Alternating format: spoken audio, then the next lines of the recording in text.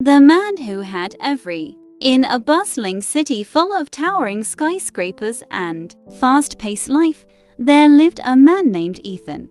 Ethan was a successful executive, running a large corporation. He lived in a luxurious penthouse, drove a sleek sports car, and wore the finest designer clothes. However, despite his wealth and success, Ethan felt emptiness in his heart that he couldn't explain.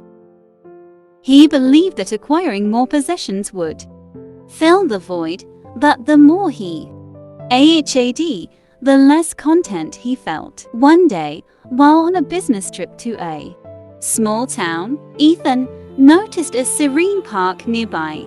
He decided to take a break. As he strolled around the park, he saw an old man sitting on a bench, smiling as he fed the birds. His clothes were simple, and he had a small bag of possessions by his side, yet his face glowed with contentment. Intrigued, Ethan approached the old man and asked, "Sir, you seem to have so little, yet you look so content. How is that possible?" The old man named Leo smiled at Ethan and said, "My son, be content with what you have. Rejoice in the way things are. When you realize there is nothing lacking, the whole world belongs to you." Ethan was puzzled by Leo's words. He asked, "But how can I be content when?" Leo responded, "Ethan, true contentment does not come from possessing more, but from appreciating what you already have. The beauty of the sky, the song of the birds, the smile of a stranger, these are the real treasures. When you understand this, you will realize there is nothing lacking and the whole world will indeed belong to you." Ethan thanked Leo for his wisdom and returned to his corporate world.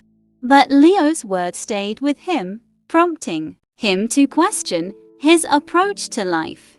Gradually, Ethan began to shift his focus from acquiring more to appreciating what he already had. He started spending more time with his family, enjoying the company of his friends, and even he began to notice the beauty of a sunset, the melody of rain, and the joy of simple conversations. As Ethan embraced contentment, he discovered a sense of peace and fulfillment that he had never experienced before.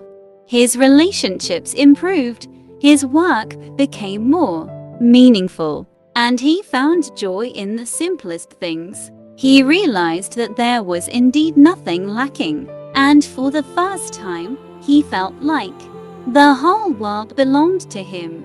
From then on, Ethan lived his life with a newfound sense of contentment, sharing Leo's wisdom with everyone he met, making his world and the world of those around him a happier and more fulfilling place.